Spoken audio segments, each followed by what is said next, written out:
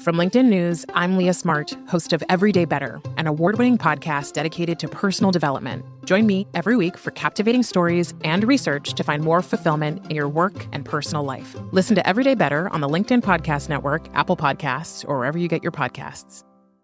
From LinkedIn News, I'm Jessie Hempel, host of the Hello Monday podcast. Start your week with the Hello Monday podcast. We'll navigate career pivots. We'll learn where happiness fits in. Listen to Hello Monday with me, Jessie Hempel, on the LinkedIn Podcast Network or wherever you get your podcasts. I have some incredible news. My second book, How to Have Difficult Conversations About Race, is now the #1 new release in its category on Amazon. I'm so excited for this because we've put a lot of work into it, and this was risky because as a lawyer who's focusing on negotiation and conflict resolution, talking about race seems for many to be outside of the scope of what I usually do. But again, how are we defining negotiation?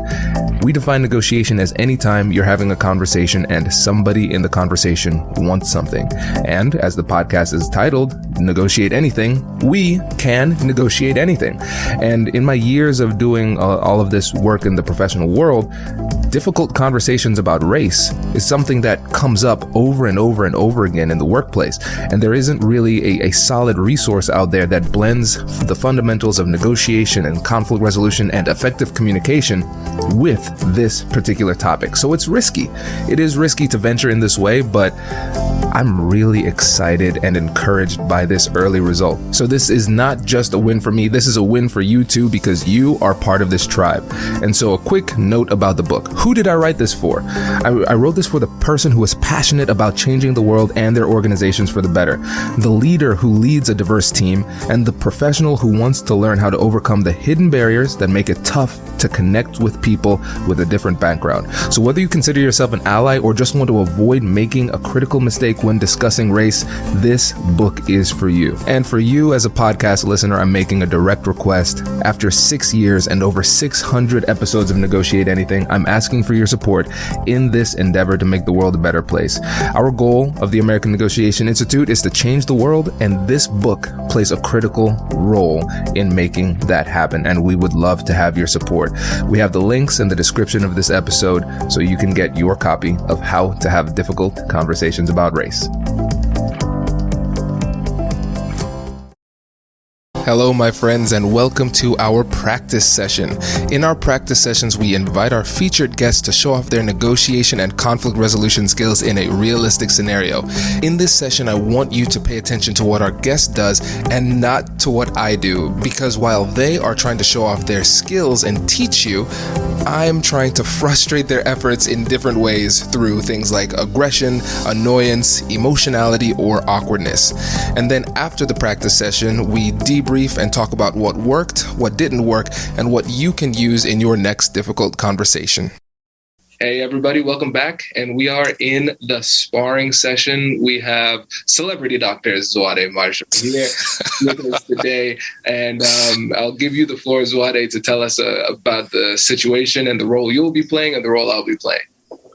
Celebrity, I wish. Tell it to my wife and kids while I take out the trash tonight. I'm Dr. Zwade Marshall. I'm a double board certified anesthesiologist and interventional spine specialist. I have an interventional practice in Atlanta, Georgia. And today I'll be talking with Kwame about a fairly typical patient interaction that's based on the chronic pain patient. And I think many of your listeners may have heard of the opioid crisis and the fact that, there are 2 Americans that die every hour from opioid overdoses. It's really an epidemic that's been afflicting a lot of middle-class households across the country. And in that crisis, at the underpinning of it are these patients who, by no fault of their own, may have had an accident or an injury and may have been prescribed medications that just spiraled out of control. So Kwame will be playing the role of a 44-year-old male who had a motor vehicle accident 15 years prior. That accident resulted in him having a left upper extremity injury where his arm has now chronic, constant shooting neuropathic pain. And over the years, he's been prescribed high-dose opioids, OxyContin 30 milligrams 3 times daily, fentanyl patches 75 milligrams every 3 days, and then Percocet tablets, 10 milligram tablets 4 times daily. And so I just described a very heavy opioid dosage. Now, he's coming to see me as a new patient because his former prescribing physician has now closed down his office. And what I know that the patient does not know is that physician's office was closed down by the DEA because of overprescribing narcotics. And so this gentleman is coming to see me. He's got a wife, 2 young kids, and is very pleasant demeanor, but is looking for me to take over his pain prescribing of his narcotics. And that's pretty much why he's here. There's no other interest in our visit but the fact that I can give him the medications that he wants. Perfect. I have my marching orders. All righty. Let's get into it, and I'll let you go ahead and start the interaction, and we will begin now. Excellent. So good afternoon, Mr. Christian. Welcome to the office. I understand that you're here to see me because of chronic left arm pain. Can you tell me more about your pain complaints? Yeah, Doc. Thanks for seeing me, especially such short notice. 15 years ago, I had this accident, and I've just been dealing with pain ever since. And it's just a part of my life that I guess I've grown to accept. It's had a horrible impact on everything that I do with my family, with work, anything that I want to do, relaxation, anything. It's just always there. And so I need help. I need help with dealing with this pain just so I can live my life. That's all I'm looking to do. Understood. And we're here to be helpful. Can you take a little bit more time and tell me about the nature and the character of the pain? Is it sharp, shooting, dull, aching? How would you describe what you experience on a daily basis? Yeah, the pain is sharp and it's shooting. So it's on my left side in my arm. It shoots down my arm. But it's a sharp pain. I hear people talk about these dull, aching pains. It's never been my experience. It's just a constant, sharp shooting pain. Sometimes I get some relief. What helps? I just find a position where it doesn't hurt as much. And so when I find that position, it's rare, but I find it, I hang out in this position as long as I can, but eventually I have to move, like just a little shift, and then it's gone again, and the pain just starts shooting back, And so over the course of my time trying to find out what works, I had a previous doctor. I love my doctor. He was amazing, and he was the only person that seemed interested in helping me. And I think that just the way that the medical profession is going right now, the doctors out there, people are just in it for money, and they don't care to help people anymore. And I had a doctor, and I had him for a few years, and he actually cared to help me. He cared about me, he cared about my 2 kids, cared about my wife, and cared about making my life better. And my life was a lot better when he was around, but he's gone. And the thing is, I've heard a lot of great things about you. It's clear from the reviews online that you're somebody who actually cares about people, just like my other doctor. And so I'm glad you took the time, and I'm glad to get help. We're happy to be here, and we treat very many patients like you. And a part of our treatment plan is to ensure that you understand that we certainly have seen this pain condition before and can provide the techniques that can be helpful to improve your function and quality of life. Now, you mentioned having a wife and 2 kids. What are the activities that you do with them that provoke or exacerbate that pain? Anything. I mean, it's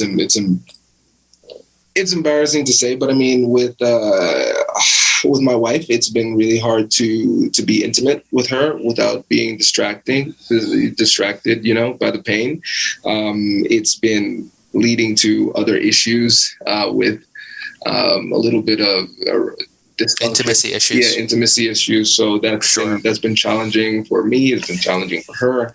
My kids are active. My son is 12. My daughter is 10, and they have a lot of energy. And they want to go out and play. My wife can't play with them all the time, and so when I try to move, anytime I try to move, I feel that pain.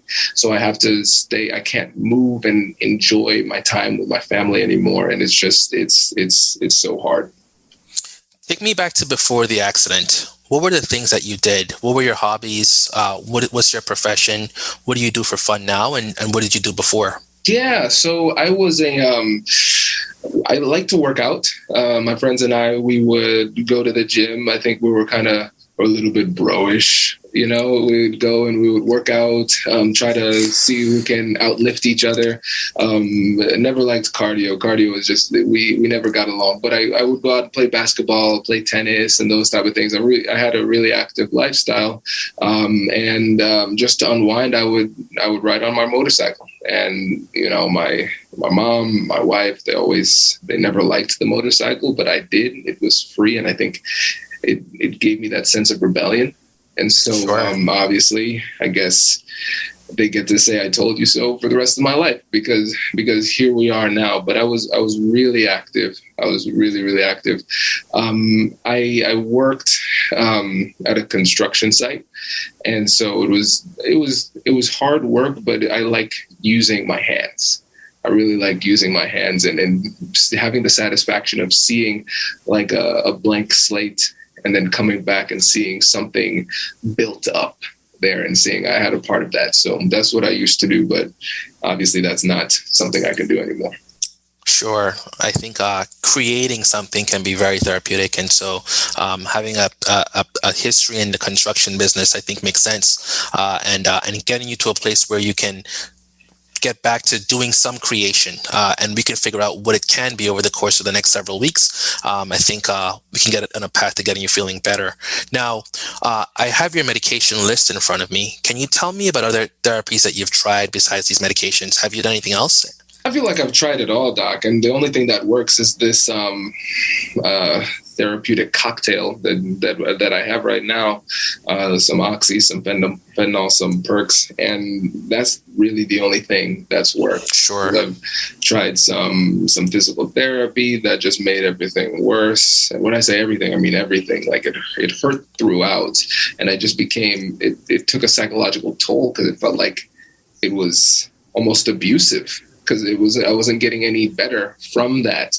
I saw some shrink one time, and they just told me a bunch of mumbo jumbo, and I stopped after 2 sessions. And then once I got my doctor, my buddy, he gave me what I needed, and life has been closer to normal since then. And it's just been spiraling out of control since he left. I'm sorry to hear that. Let's talk a little bit more about some of your records. Show that you've been having a history of constipation. How often are you going to the bathroom on a weekly basis for a bowel movement? I would say on a good week, maybe about 3 times. Okay. And that's been happening for how long? Man, it's hard to pick a starting point for that. Probably it's almost a decade. Okay. And you're well hydrated. You eat a lot of high fiber foods, I presume. I do. I try to hydrate a lot. I'll be honest, Doc. I don't like foods with fiber in it. They tend to not be taste that great, but I've been forcing myself. I take some supplements that help. Sure. Okay. And I understand as well that you've made a note in your new patient documents that you've having a lot of depression and anxiety over the course of the past several years related to the pain as well. Mm-hmm. Is that correct? Mm-hmm. Yeah, it's been terrible. Okay. Yeah. Got it. Okay. So I'll examine you now, and we'll take a look and see exactly what's going on here. I do have your imaging reports and records, and I've seen them, and so I'll go over with you the diagnosis and some of the therapeutic options that we can offer. Does your company invest in professional development training? If you believe that your team would benefit from a negotiation workshop, all you need to do is go to our website, fill out the workshop request form, and then we'll set up a time to chat. These workshops are completely customizable, and we've done them all around the country. Negotiation and conflict resolution skills are beneficial across all professions, but they're especially useful in procurement, purchasing, sales, sourcing, and contract management. Our calendar is filling up quickly, and we even have some workshops scheduled for next year. If you think you might want one, I'd suggest reaching out soon so you don't miss out.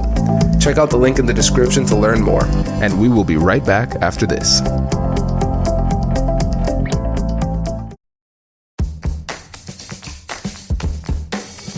Hey you, I'm Andrew Seaman. Do you want a new job? Or do you want to move forward in your career? Well, you should listen to my weekly show called Get Hired with Andrew Seaman. We talk about it all, and it's waiting for you, yes you, wherever you get your podcasts. Brace the rudders! Raise the sails! Raise the sails! Captain, an unidentified ship is approaching. Over. Roger. Wait, is that an enterprise sales solution? Reach sales professionals, not professional sailors. With LinkedIn ads, you can target the right people by industry, job title, and more. We'll even give you a $100 credit on your next campaign. Get started today at linkedin.com/marketer. Terms and conditions apply. Now we're at the point where I'm going to give the plan. So, Mr. Christian, thank you for being in here with me today. Thanks for your candor and for telling me the entire story of your accident. It's clear to me that you're a very resilient gentleman. Looking at the injury records, the MRI, the nerve conduction studies, you have a condition called complex regional pain syndrome, which is debilitating for many and is associated with very severe pain, as you have experienced. I think that the treatments that you mentioned, as we discussed the things that you've done, would be the beginning of a treatment regimen for someone with this complicated diagnosis. But I want to go over with you now in more detail the things that I think can be the most helpful to not just improving your pain, but getting you back to a place of function, to having you be able to function with your family, your kids, those interactions, even getting you doing some sports, and or some kind of a creation activity, whether it be painting. I know you're right-hand dominant, and that left hand is important, but I want you to be able to feel comfortable using it to some degree. The first thing is, at the cornerstone of these chronic pain conditions is good physical therapy, and by a real expert therapist who understands the mechanism of injury for your specific unique case. In your case, because those nerve endings have to interact with your muscles and tendons, you want to have a therapist that understands when to push and when to give you some relief and some relaxation. The key is to get you to having some desensitization, where usual activities should not be triggering a very painful response. And the only way to get there will be to exposing those nerves to some sensitization by doing activities like cold compresses, having your arm in a rice bowl, and getting in touch with that sensation of having different textures against that arm. That's number one. The second thing is, there are these nerve blocks that can be helpful with numbing the nerve pain down the arm. And that block is done under ultrasound guidance or with an X-ray machine, where we very carefully and gently get the medication to spread along the nerve plexus and give you some relief. Maybe temporary, maybe enough time for you to tolerate going to a physical therapist to having some of that therapy actually work. I think the fact that you've been on opioid medications is not unreasonable. Based upon the amount of pain that folks have in this condition, I can see that as being an option that we should continue, though the dosing that you're on is likely causing you to have some other problems. So if you recall, you mentioned having constipation of 3 bowel movements a week. That is very abnormal and it's likely caused by the narcotics slowing down the motility in your gut, so your bowels don't move as fast as they should. And that's a known consequence of high-dose opioids. All right, so that's number one. The second thing is the intimacy challenges with your wife. That's also a known side effect of the testosterone levels being lowered by chronic high-dose narcotics. And so giving us some time to work carefully with your dosing, not discontinuing the medications, but slowly over time, weaning them down to a safe level while we also employ the other techniques that can give you some relief in the near to medium term, and then getting you back to a place of being functional as well. Let me pause and give you a chance to react to the recommendations that I have. So what I'm hearing is that you're gonna take away the meds that I need in order to feel better. So I've been with quacks in the past who tried to take away my meds, and it never works. It never works. I just end up in more pain. And then they go say, hey, go work with this person to bend you up and cause more pain. And so that's what I'm hearing. This is torture. This isn't fair. This is why I like my old doctor. He was the only person who gave me what I needed to feel better. And I don't understand why it's so hard to find a good doctor nowadays. Sure, I completely understand, and your perspective on this is reasonable and warranted because you've been on this regimen for some time and it's been effective for you. I think what you're not appreciating right now is that you're having other consequences from this medication regimen that over the long term can cause you grave harm. This dosing is associated with overdose deaths, where this medicine acts on your lungs to slow your breathing, where you can go to sleep one night and just not wake up because of the high dose narcotics slowing your breathing and causing you to have lack of oxygen and just death. And so it's part of my job as your doctor to help with the pain. And again, I'm not going to discontinue your medications. We're going to have a plan in place to slowly wean them, and we're not going to decrease until you're beginning to get some level of increased function and pain relief with the other therapies that I'm also recommending. And so I want you to just be open to the idea that we'll be working in concert to have a number of different options where the goal is to get you more functional and increasing your potential for a functional life by decreasing your risk of death with high dose narcotics. And here's the thing that bothers me is because people like you come in and you tell me, you dictate over my life and you say, this is what you need, this is what you don't need, this is good for you, this is bad for you, those type of things. But people don't seem to care about how I'm feeling because you're saying, oh, you might die. Or the other alternative is, oh, you just have a lot of pain and live a miserable life that's not worth living. You know, for me at this point, it's been 15 years. The only thing that works is this level of medication. You want to take it away and you're going to create a situation where I feel as though I'm put in a position where I'm now living a life not worth living. And I'm just supposed to be cool with that. And I think it's cool for you to do it because other doctors are like you are not afraid to take risks. And frankly, you're not feeling the pain. And so it's really easy for you to sit on the sideline and say, oh, yeah, just do this and be in horrendous pain for how long? I don't know. But we're going to take away the thing that works. And we're going to say, oh, yeah, we'll give you a little bit of the thing that works, but not enough to make you feel better. It's just so infuriating. Sure. And I'm sorry you're feeling that way, but I don't think you're actually hearing my recommendation. I'm not going to discontinue your medications. We're going to work together to get it at a dose that's safe, that will not have you overdose and die. The other thing that you've not yet done over the course of the many years of you having this illness is tried these recommendations that I'm offering to you. You've not had the nerve blocks that I'm offering today. You've also not had the kind of physical therapy that I'm recommending. And so what I'd like for you to hear me say is that I am not taking away your meds as a way to punish you. I'm looking to find a comprehensive treatment plan that'll get you feeling better and being more functional and decreasing your risk of death and immobility with a dangerous cocktail of medications. And that's going to be a process over time. And I want you to trust me that we're going to work together and we're going to devise this plan together. And so if something is failing, you'll give me that feedback and we're going to try to ensure that I'm not failing you, but that we're getting you to an outcome that makes sense for your overall health.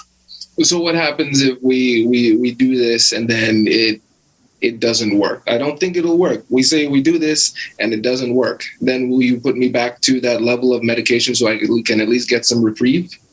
No, we'll cross that bridge when we get there. What I want you to decide today to do is to enter into a treatment plan that involves the therapy, the nerve block, some of those medications, and see how you progress over time. Good. And let's end the scene here. That was good. That was really good. Let's do some. Let me read off some of my observations. So there were a few times where I tried to say something that I knew you would disagree with. The first one was pretty early, where I said my previous doctor was good because he gave me all of the medications that I want. And I looked on your reviews, and they say you're a great doctor. And so essentially what I'm trying to insinuate by that is like, hey, I consider this doctor to be great because he gave me what I wanted. You're great, so you should give me what I wanted, right? And I think for a lot of people, the people pleaser inside of them says, well, I want to be liked. And so a move like that can kind of get into their heads. So when somebody says something like that to try to almost smooth talk you and make it seem as though you should work for their admiration and their appreciation. How do you stay strong in those types of situations with that low-level persuasion? Sure. So I think a part of the what's impressive about this volley is that you played the part of the patient exceptionally well, and to your point. That's a common tactic employed by most patients when they'll either do splitting where the doctor is great and the staff is bad, or they'll use your reviews or their old doctors as a foil to say that this was great about them or this was bad about them. So I know that you're better, so you're going to do this thing. I don't acknowledge it at all. So I don't give it any oxygen.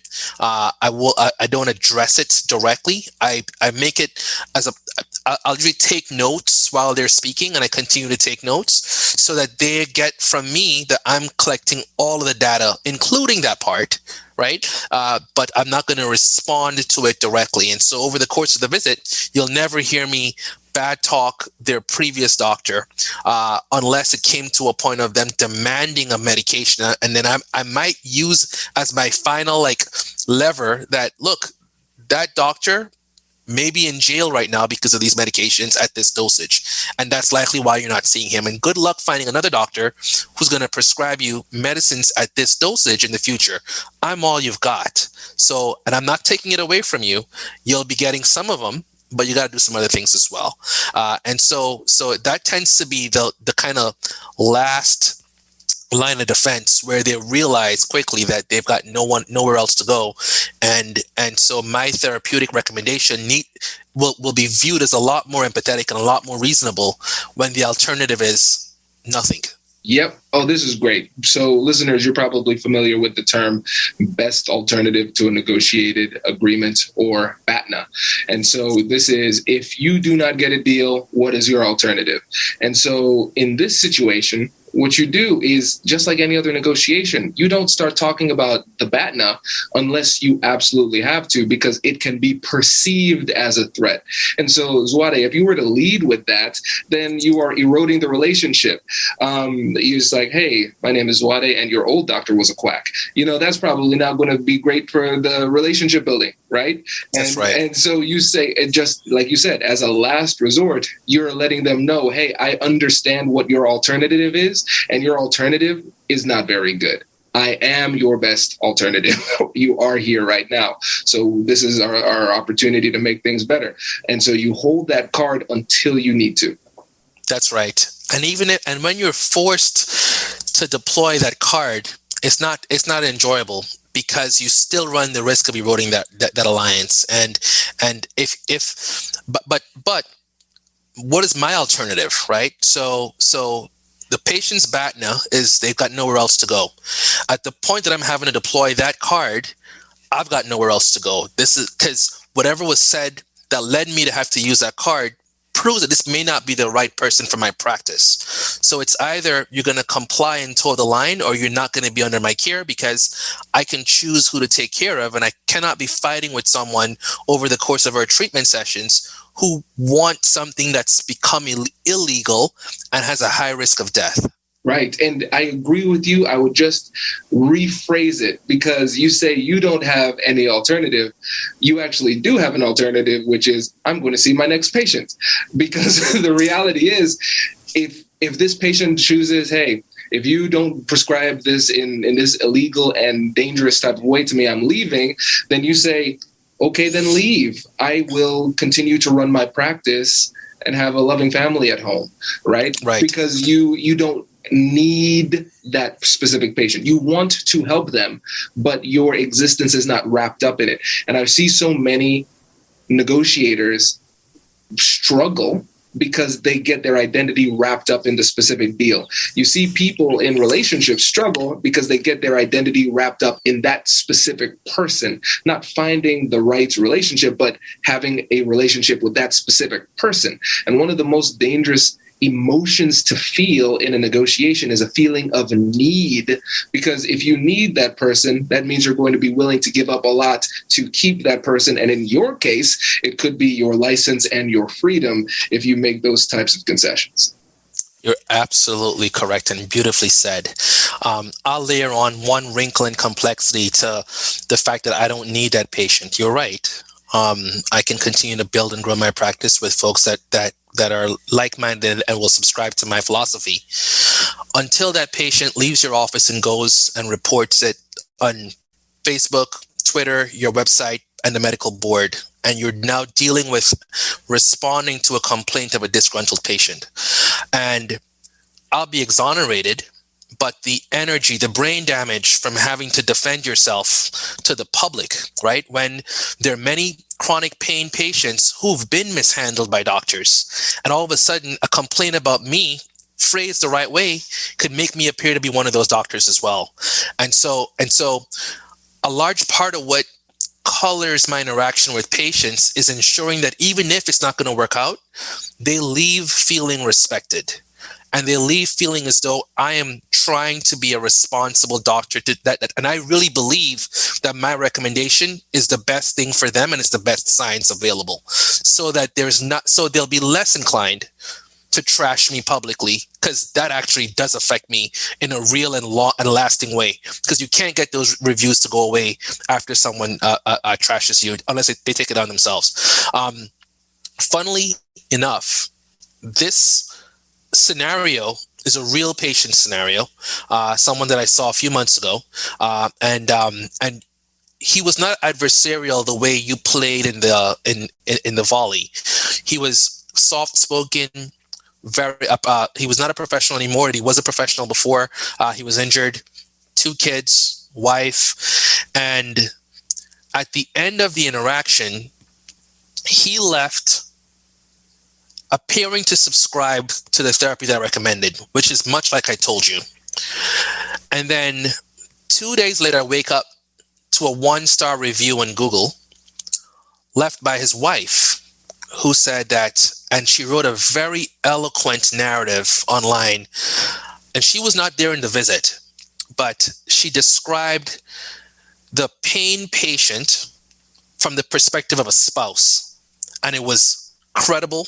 And it was heart-wrenching that she's seen her husband over the years regress and struggle and suffer in pain, going from ER to ER, trying to get help, having finally met a doctor that was giving him a regimen that was effective and worked for him, only to be seen by a new doctor, Dr. Marshall, whose reviews were stellar, and they had hope that he'll be able to get the treatment that's worked for him for the last decade. And came to my office, and it was, they quickly realized that I pulled the rug out from under them, and now a husband and father can't function with his family and kids. And that's the review that was left. Now, as I read the review, I felt like it was a gut punch. It was my first really bad review, but it was so credible. as I read it, and as someone who takes care of pain patients, I can see a population of my patients identifying with the kind of trauma that she describes having to deal with as a spouse of a chronic pain patient. And everything she described was credible. And it's a part of the agony that these families deal with when they're caring for a loved one in chronic pain. So I called him, the patient, and I said, I thought we had an understanding and a treatment plan that was going to be effective going forward. And he's like, yes, doc, we do. I said, okay, well then, are you aware of this review that your wife put? And he's like, oh my goodness. When I came back from the visit, I explained to her the plan, and she immediately hearkened back to 5 years ago when she was pregnant with her second child, and I was having a really bad pain episode then because a previous doctor had stopped my medications, and she was a single parent for the first year and a half of my child's life because I was trying to find pain medicines from ER to ER. And so any discussion around weaning and changing my medications took her back to that place. And so he was extremely apologetic. Suffice it to say that I invited her to the next visit that we had. So I met with both him and her at the next visit, and that review is no longer there. But I was able to salvage that one. But I know that doctors everywhere are facing this dilemma, right? And it's not that we tap dance for reviews, but we care about the perception that people have or patients have about what we do and how we do it. Because we're serving two bosses here. I've got to comply with the board requirements. I have the law enforcement agencies looking at my practice very, very closely. And then I've got these patients like this guy who's not a drug seeker, but he's been given an inappropriate regimen for the last decade, a regimen that was actually appropriate 10 years ago. That society and the rules have now changed, where what was fine 10 years ago is no longer fine. So now we have to change the regimen to make it more compliant with what's happening today. And that's not the patient's fault. They did not demand the dose that they're on. But now I have to do the cleanup job of getting them down to a dose that makes sense and convincing them that my methods will actually help them in the long run, even though there's this short-term pain. So it's incredibly challenging. And each negotiation does not end with the outcome where you feel good about it. But you begin to feel better about yourself in that at least you've convinced yourself that the narrative that you're giving to these patients is indeed the right one. And you have enough success stories from the ones that stay with you that can get down from 500 morphine equivalents to 50 and function and live, highly engaged lives, even though they're going to have chronic pain for the rest of their life. They become less pain focused. And those successes make up for the ones that you don't get to understand why it is that you have to prescribe the way you do. Wow. I have nothing to add to that. That's incredible. And I think, we have so many layers here. So we have the actual interaction with the patient. Then we have the subsequent interaction with the patient about the review. And then we have another interaction with the patient and with the patient's wife. And I think one of the things that we have to consider here is that there's no such thing as a one-on-one negotiation. That's a myth. It's never just one-on-one. You always have to consider third parties. Who are the people, who are the stakeholders that are going to be part of this interaction, even if they're not physically here at the negotiating table. And I think this is a powerful example of the power of difficult conversations, because you had the initial conversation and it went well. And then you had established a relationship with the patient to the point where you could have this conversation that wasn't necessarily scheduled and just say, hey, this is the situation. What happened? And then you were able to be successful in that interaction as well. And I think what this really shows is that when it comes to the art and science of negotiation and conflict resolution, it's not a question of whether or not you negotiate. It's just a question of whether or not you negotiate well. And a lot of times the different professionals, they say, okay, I'm an engineer. Okay, I'm a professor. Okay, I'm whatever the profession happens to be, but they don't recognize that the degree of happiness and professional success that they have is going to be dictated in large part by how well you do in these difficult conversations. Absolutely. I wholeheartedly agree with that.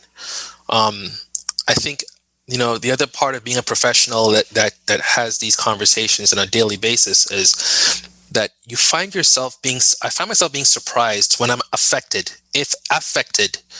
by an outcome that I didn't anticipate, right? Like I couldn't quantify how deflating it was to have climbed that hill with that patient, gotten to a point where I knew he was going on a limb to believe in me and believe in this process, and having that interaction, and then seeing a third party derail the entire process publicly, and seeing a description of the same negotiation that you were a part of described publicly in a way that's so resonant and so credible and so wrong, right? And it's the power of social media, it's the power of Twitter and Facebook, where everyone has a microphone, and the folks that consume the content don't have the benefit of the two sides. But if the side that's out sounds credible, has an emotional tie to the story, and describes it in a way that's descriptive and relatable, God help the other person, because it's really hard to counteract that narrative. I was not even going to attempt to respond to that. You can't engage publicly with that, because the other part of it is that there's HIPAA, right? So I cannot go toe to toe on a public forum about an interaction that's bonded or bounded by the confidentiality oath. And so we're kind of battling with one arm tied behind your back, and just struggling through it all at the same time. Man, that's tough. Again, it just shows the complexity of these interactions. And before you go, I want to talk about some of the other things that you did really well in this simulation too, because like I said, you didn't bite on my ridiculous statements. I called you a quack. You gave a smirk. That was a good line. That was a good line. I almost broke character for that one. You didn't bite on that, which was great. I liked that you complimented me through the process, because you said you described me as resilient, which is great. That makes me feel good. It makes me feel seen and acknowledged. Yeah, this was tough. You are a tough person for making it this far. And then going further, saying that this is debilitating for many. And so essentially it's the compliment of, this would have killed a lesser man. That's right. And that resonated with me. So that was really great. And then you talked about the shared goal. You said, this is what I want for you. Seems like, based on what you're saying, this is what you want. We want to work collaboratively. And you've mentioned that before. I don't think you used a specific word collaborative, but I think you said working in concert. And that was really, really great. And then you also talked about just like you described in the full interview that aired probably 2 days before. In this, you did a really great job of talking about how I'm experiencing other things that are not that great. The intimacy with my wife is difficult. Constipation, that's difficult, those type of things. And I would rather not have that. And you tied that to the dosing. And again, it made it more difficult for me to resist. I still found a way, but it made it more difficult. And then again, hitting the ego, because you built me up with the resilience compliment, but then also you said, hey, this cocktail will lower your testosterone. No man wants to hear that, right? And so it's just the various layers of persuasion that you put on here that were fantastic. And then I think the thing that ties it all together is your tone. You were very even throughout the interaction. You always demonstrated that you were in control of the situation. And more importantly, you were in control of your emotions with your tone. And you were very assertive. When it was a no, it was a very clear no. You didn't say, well, maybe we could, or maybe we should try. No, you were very clear. When somebody ran into a boundary, you said, no, that won't work. And here's why. This is your goal. This is my goal. Our goals are the same. That doesn't get you where you want to go. And there was no mincing of words with the way that you said that. I think you did a fantastic job with setting that boundary while still being empathetic throughout the interaction.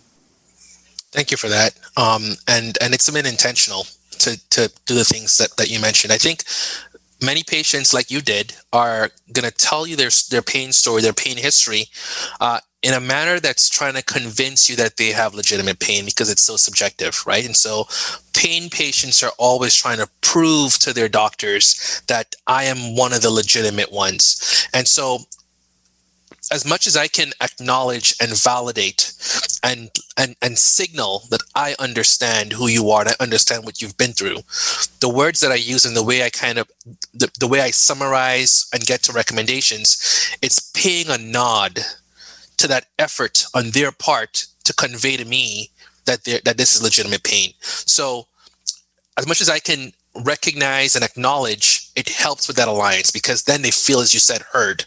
And it makes it easier for them to subscribe to a therapy or an option that I'm giving if they felt as though I've heard them fully and I recognize and validate whatever their complaints are. Absolutely. Yeah. And again, I think, like you said, it's intentional. I like that you used the word intentional because that shows that it's not a natural skill it's a natural skill for very few. It's not natural for me, but it's a skill. You can learn it, you can improve, and you can get better. So listeners, take notes and find ways to use this in your professional life. And Zwade, again, before you go, let the listeners know about you, how they can get in touch, and about the practice. Sure. Thank you again for having me, Kwame. My name is Dr. Zwade Marshall. I am an interventional pain specialist in Atlanta, Georgia. I'm the Chief Medical Officer for Regenerative Spine and Pain Specialists, and that's regenerativespines.com. Thank you. Thanks, Zwade. Appreciate it. Congratulations! You've just joined an elite club. By listening to a full episode, you're now officially on the Negotiate Anything team. So welcome aboard. What most team members do is they subscribe to the podcast because that allows them to automatically get the latest episodes of the show. The best things in life lie on the other side of difficult conversations. Keep learning, keep practicing, and keep getting better. Your relationships will improve, your career will soar, and you'll have the confidence you need to get the most out of these crucial conversations. Again, thank you for joining the team. We're excited to have you, and I will see you in the next episode. I'll catch you later.